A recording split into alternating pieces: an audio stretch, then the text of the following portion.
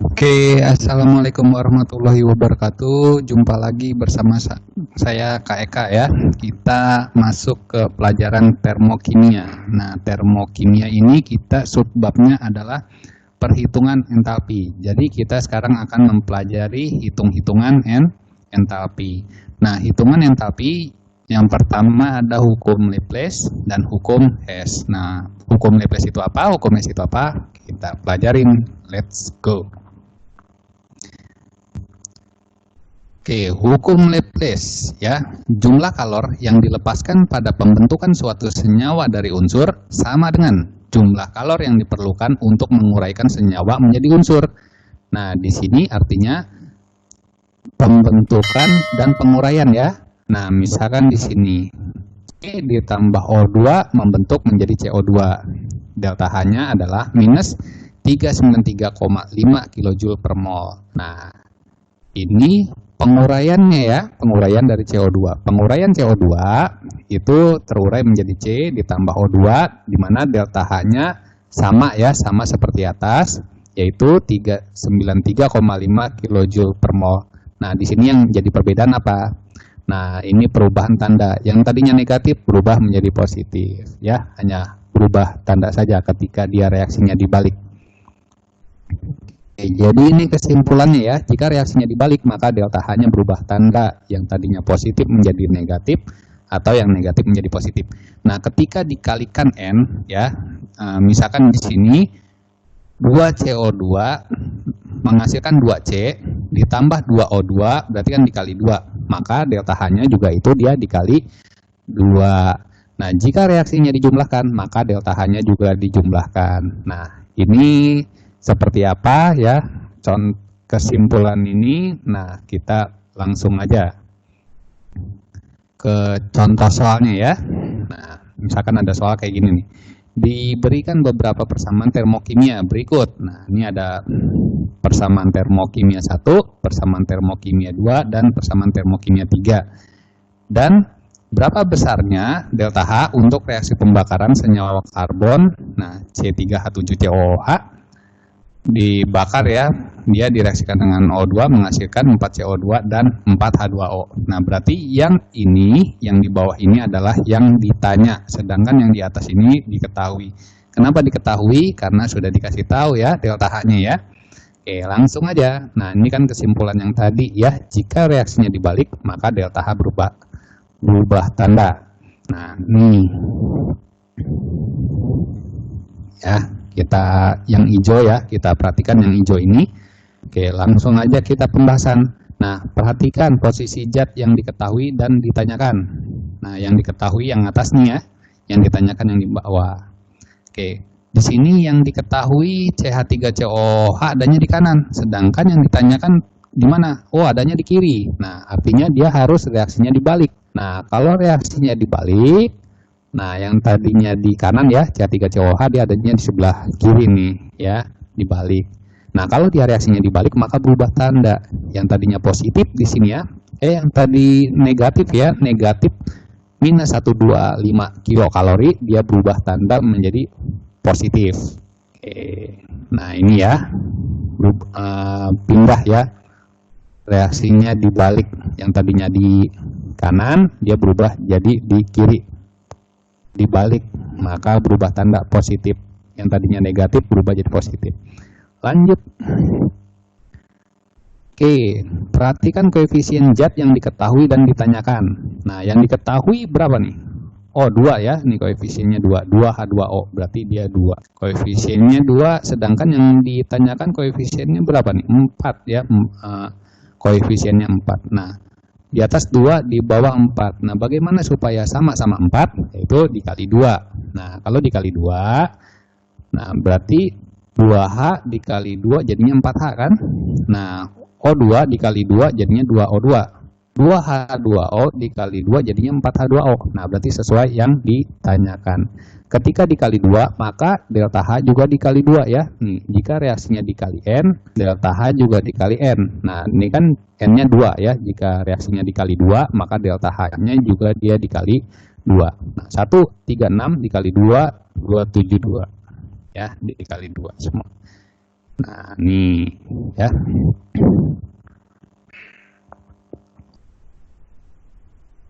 Oke, kita lihat CO2 di sini. Nah, koefisiennya berapa? 4. Nah, di sini koefisiennya 1. Wah, ini supaya sama ya berarti harus dikali 4 ya.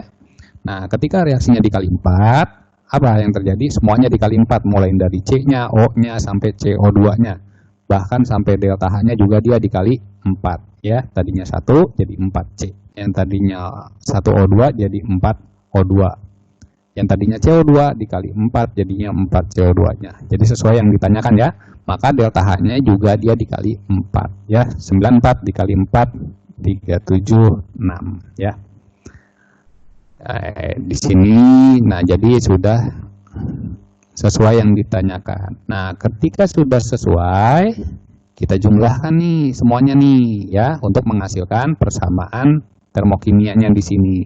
Oke, ini bisa dicoret ya. Kenapa bisa dicoret? Karena dia berseberangan. Nah, ini juga H-nya H2 bisa dicoret, 4H2 di sini 4H2 bisa dicoret karena dia berseberangan. Nah, terus di sini O2 juga bisa dicoret ya. Yang tadinya di sini kan 1, di sini 4 jadinya 3. 3 ya 3 ya di sini ya. Yang tadinya 4 berubah jadi 3.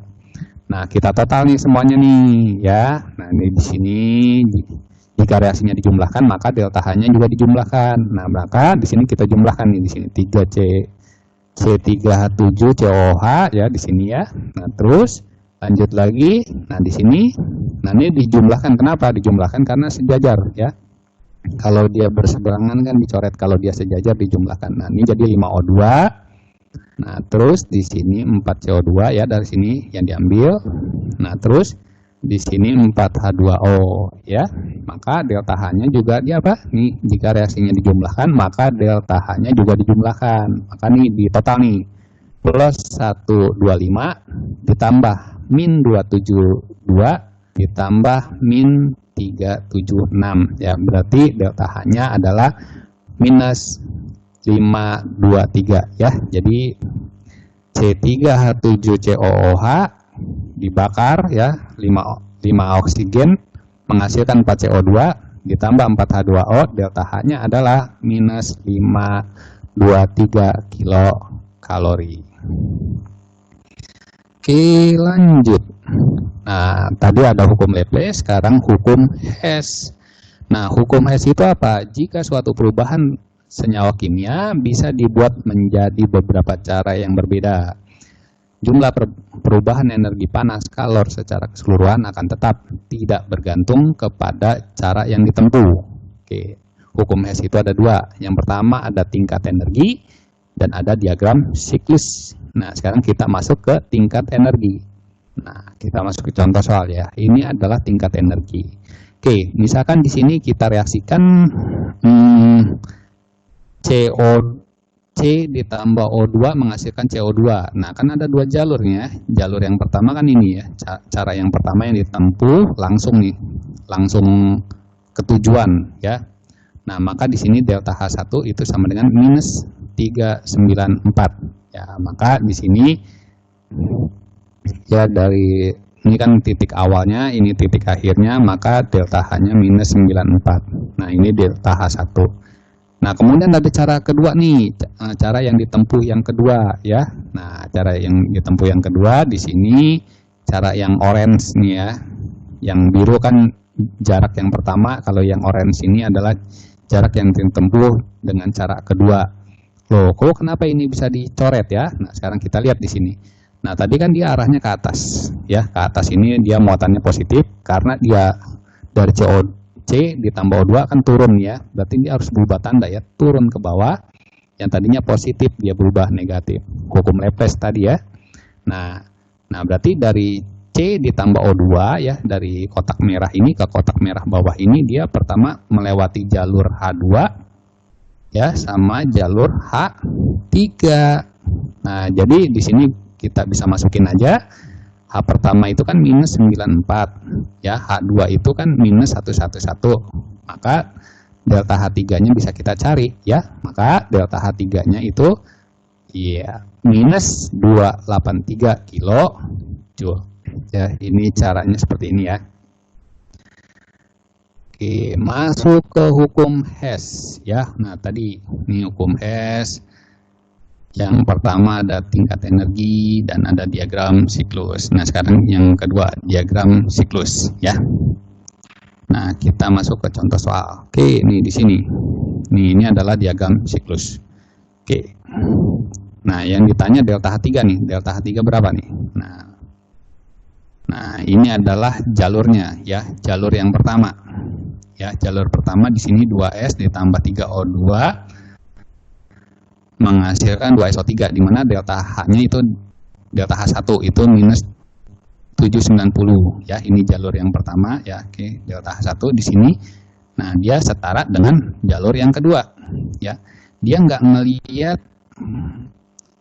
ngelihat jalurnya seperti apa, mau sepanjang apa, pokoknya dia yang dia lihat itu hukum Hess itu adalah awal dan akhir ya, walaupun ini ke bawah ya sampai bawah banget itu dia tidak pengaruh, yang penting posisi awal dan posisi akhir. Itu dari prinsip hukum Hess ya. Ini kan posisi awalnya itu kan dari 2S ditambah 3O2, posisi akhirnya 2SO3 ya, bisa lewat bawah juga. Nah, lewat bawah ini dia melalui delta H2 ya, ditambah delta H3. Oke.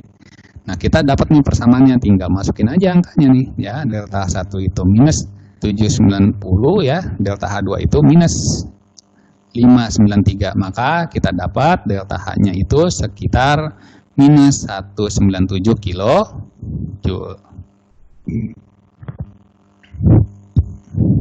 Ya, delta H-nya minus 197 kilojoule. Nah, kita masuk ke contoh soal.